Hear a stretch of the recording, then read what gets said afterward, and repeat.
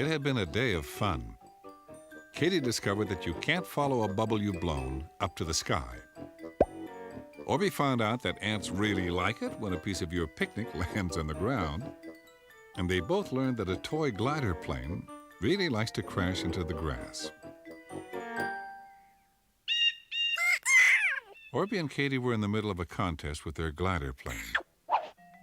They were both trying to see how far they could throw them. Both planes circled around and landed at their feet. The second time, they flew them up to the clouds. This was a good idea, but one landed in the tree and the other fell on Orbie's head. Because it was so light, it certainly didn't hurt Orbie. Katie made sure that he was all right. Then she looked way up in the tree to see where her plane had landed. At first, she couldn't see it. But then when the breeze blew, she saw the corner of it through the branches. Orbie burbled that maybe they could throw something at it to get it down. That was a good idea, but what would they throw? Rocks, Orbie tooted. Katie and Orbie scooted around looking for rocks that would do the job. Katie found one that was too big. Orbie found one that was way too little. But then they found a little pile of rocks that were just the right size. Katie and Orbie stood under the tree. Orbie wound up to throw the rock with all his might, but right before he let go, Katie stopped him. She pointed out that the rocks, just like the plane, might fall on his or her head. That would be dangerous.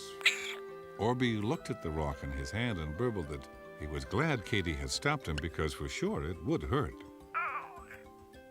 Then Katie had an idea. Why didn't Orbie just climb up and get the plane? Orbie looked at the tree. It was a good one for climbing, but the plane was up pretty high. Orbie pulled himself up in the lowest branch and held on tight to the tree.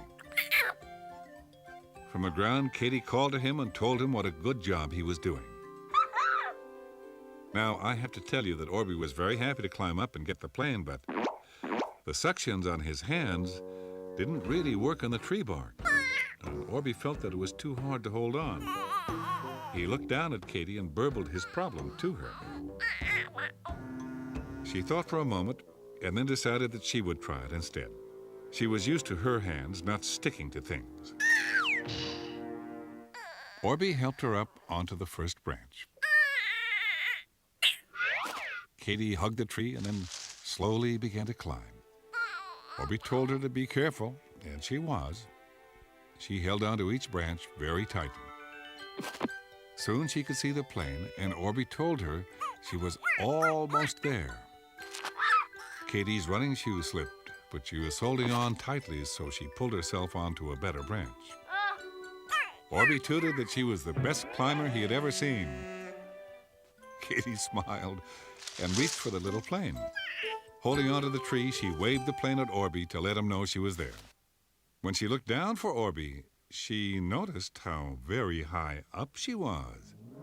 Orbie looked far away. For the very first time, Katie thought about falling, and that if she did fall, she would really hurt herself. She had climbed too high. She called to Orbie to help her. On the ground, Orbie didn't know what to do. He really couldn't hold on to the bark well enough, so he scooted inside to get Mom or Dad. When Mom came running out, she was upset. She tried to think of what was the best thing to do. She climbed up as high as she could, but she realized she wasn't strong enough to get Katie out of the tree herself. She did tell Katie that it would be all right. Dad had gone to the corner store and would be right back. She asked her to sit in the branch and wait. Tom heard Mom calling to Katie and popped around to the backyard. He had a very good idea. He asked Mom if she had a ladder. Mom nodded and pointed at the garage. She was not going to leave the tree as long as Katie was in it. Katie was starting to feel a bit like crying, but Mom told her not to cry because she had to hold on tight. Tom raced around the house with a long ladder and placed it on the tree. Dad came around, too, because he could hear everybody calling to Katie. You can imagine how shocked he was to see his little girl up too high in the tree. Tom set the ladder up and Dad said he would climb it. Tom and Mom steadied it at the bottom and Dad hurried up. Katie was glad to see Dad, but Dad told her to hold onto the tree until he told her to let go. They would have to do it very carefully. He asked her to send the plane down to Orbie. The plane drifted slowly down. Then Dad made a basket for Katie with his body and asked her to step onto the ladder. Katie was very careful and listened to her dad as she moved. Slowly, they came down the ladder together. Orbie couldn't help jumping and spinning when they got near the ground. Dad saved the day with the help of Tom and Mom. Katie was very glad to get back to the ground. She thanked everybody and apologized for not noticing how high she was getting. Mom hugged her and said all she cared about was that she was safe on the ground. Tom told Mom that he loved to climb when he was a little boy. His dad made him a treehouse so he could play in the tree safely. Orbie couldn't even imagine what a treehouse would look like. Dad asked Tom if he wanted to give him a hand, and together with the help of Katie and Orbie, they would build one right here.